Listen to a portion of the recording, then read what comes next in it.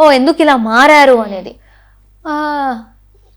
కొంతమంది అనిపించింది ఏంటి ఇలా మారుతున్నారు. స్టార్టింగ్లో విష్ణుది అనిపించింది. అంటే అప్పుడు స్టార్టింగ్లో ఎవరు ఎలా రియాక్ట్ అవుతారో ఏది తెలియదు కదా, సిచ్యువేషన్స్ వచ్చినప్పుడే అంతా తెలుస్తుంది. సో విష్ణు కోపం ఎప్పుడూ చూడలేదు.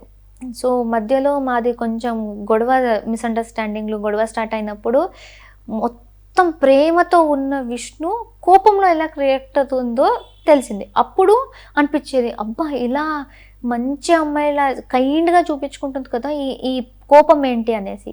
దాని తర్వాత తెలిసింది ప్రతి ఒక్కరూ కోపంలో ఒక్కొక్కలా రియాక్ట్ అవుతారు. సో వాళ్ళు మారిపోయారని కాదు, సిచ్యువేషన్ మారింది కాబట్టి వాళ్ళు రియాక్ట్ అయ్యే విధానం మారుతుంది అంతే. సో విష్ణు గురించి అలా. బట్ చాలా పాయింట్స్లో గౌతమ్ నాకు మారినట్టు అనిపించింది.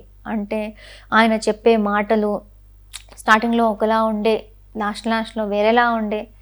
సో ఐ ఫెల్ట్ గౌతమ్ చాలా పాయింట్స్లో డిఫరెంట్ యాంగిల్స్, వేరే యాంగిల్స్, వేరియేషన్స్. యా మేబీ అది గేమ్ ప్లేనా స్ట్రాటజీగా తెలీదు.